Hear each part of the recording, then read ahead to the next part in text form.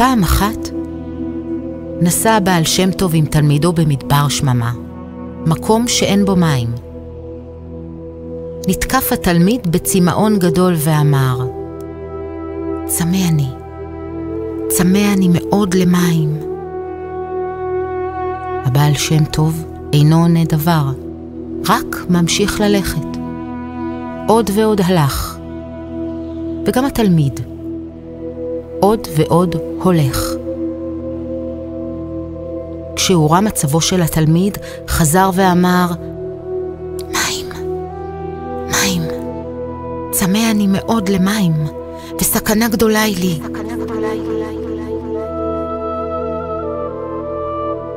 אמר לו הבעל שם טוב, המאמין אתה?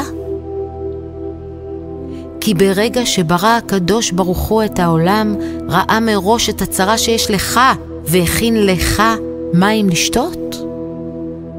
התלמיד לא ענה, רק המשיך ללכת. כך גם הבעל שם טוב, המשיך ללכת. ואז, לאחר זמן, נתיישבה דעתו, ואמר התלמיד, רבי, מאמין אני, באמת, ובאמונה, שהקדוש ברוך הוא צופה מבריאת העולם ועד סוף כל הדורות. אמר לו הבעל שם טוב, אם כן, המתן מעט. והמשיכו ללכת דרך מועטת. והנה, ראו איש נוכרי בא לקראתם, נושא 2 דליים של מים על כתפיו. וכשהגיע אליהם, נתנו לו פרוטה, ונתן להם לשתות. שאל הבעל שם טוב את האיש, משום מה אתה נושא מים במדבר שממה שאין בו איש? ענה לו, השר שלי נשתגע, שלחני להביא מים ממעיין אחד, וכבר נושא אני את המים האלה דרך ארוכה, ואיני יודע למה אני נושא. אמר הבעל שם טוב לתלמידו, ראה, השגחתו של השם, שברא בשבילך שר להשתגע, וכבר צפה כל זה ברגע של בריאת העולם.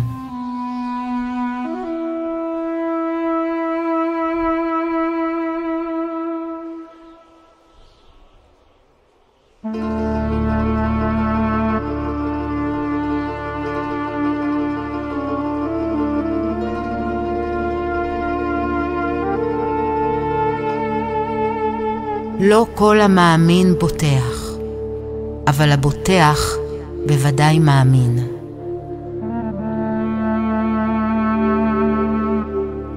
האם אתה מאמין? שאל הבעל שם טוב. האם אני מאמינה? ואיך אני הולכת במדבר?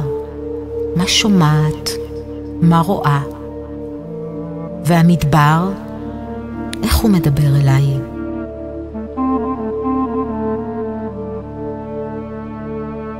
ואני, איך אני עונה לו למדבר?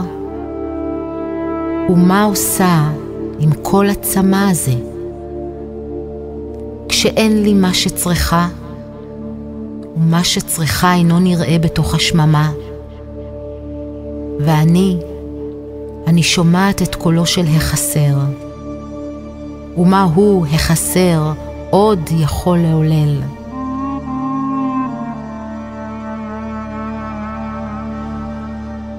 הבעל שם טוב מציע לראות את מה שאינו נראה. מציע לשמוע את קולה של המהות בתוך השממה. מציע את הטוב השוכן בתוך ההכרה. האם מהלכת במדבר זקופת קומה פנימית? כי יודעת שהמלך במדבר? או מאמינה ליובש, לשממה, לצמאון, ומקדשת אותם, ומתאימה עצמי אליהם, מקבצת ומנמיכה, כי חושבת שלא מגיע לי כל המים האלה.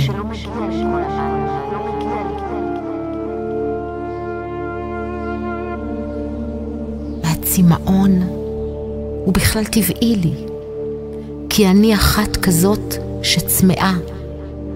נועדתי להיות צמאה. הבעל שם טוב שואל את התלמיד שאלה מעוררת, אבסורדית.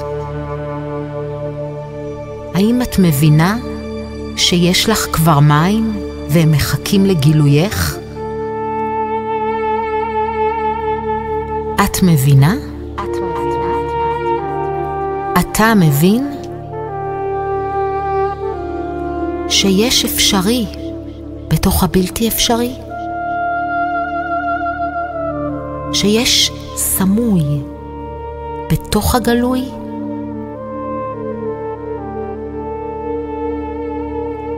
הבעל שם טוב בונה כלי. הוא מעורר את הכלי שלי לפעולה, לראות את המים שאיני רואה, ולהבין שהכל קיים עבורי, והכל נהיה בדברו.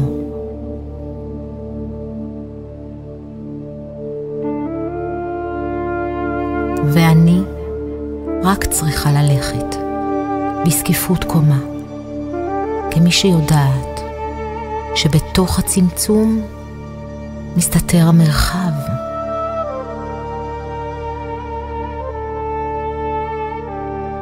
והמרחב הוא מרחב פרטי ועבורי.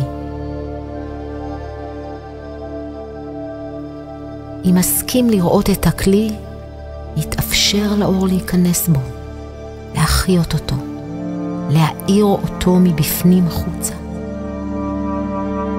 כי השר נשתגע גם עבורי, ונושא הדליים כבר בהליכה.